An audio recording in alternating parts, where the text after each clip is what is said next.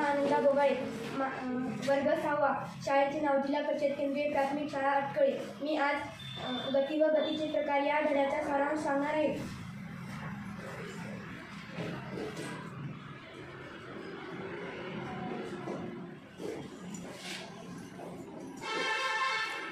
वस्तूची गती.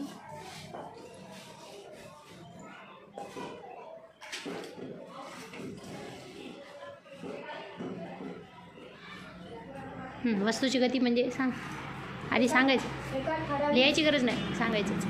एका ठराविक वेळेत वस्तूच्या होणाऱ्या विस्थापनाला वस्तूची गती असे म्हणतात. त्याच्या पुढचं.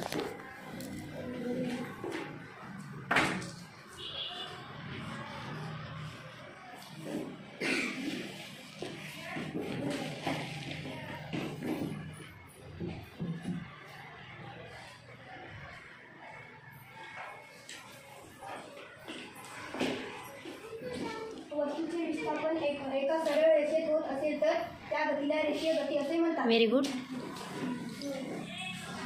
रेषीय गतीचे 2 प्रकार आहेत.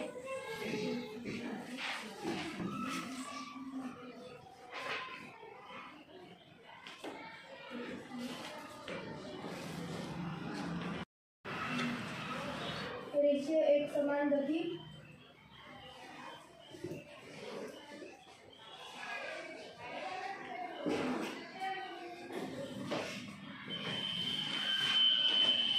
असमान. बरोबर आहे.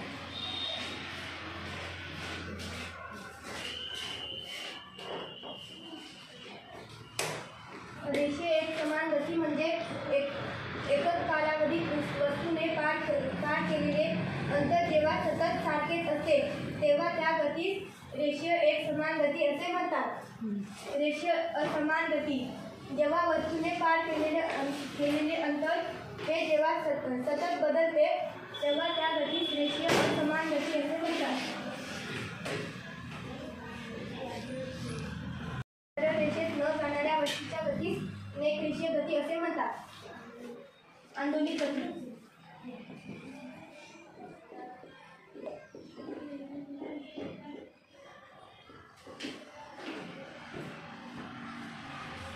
आंदोलिक गती. आंदोलनामुळे प्राप्त झालेल्या गतीला आंदोलिक गती असे म्हणतात. उदाहरणार्थ पक्ष्यांच्या पंखांची हालचाल. मार्गाने जाणाऱ्या वस्तूच्या गतीस वर्तुळाकार गती असे म्हणतात. उदाहरणार्थ मेरी गो राऊंड. हां, व्हेरी गुड. हां. नियतकालिक गती.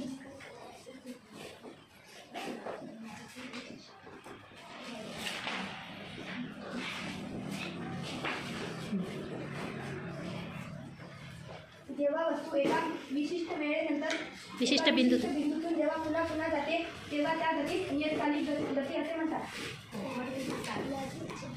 यादृच्छिक गती. आता नंतर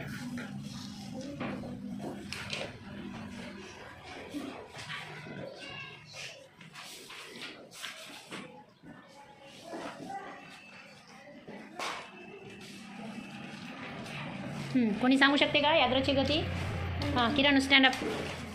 वस्तूची चाल आणि दिशा जेव्हा सतत बदलते तेव्हा त्या गतीला यादृच्छिक गती म्हणतात. Very good. उदाहरणार्थ सांग, तू सांग.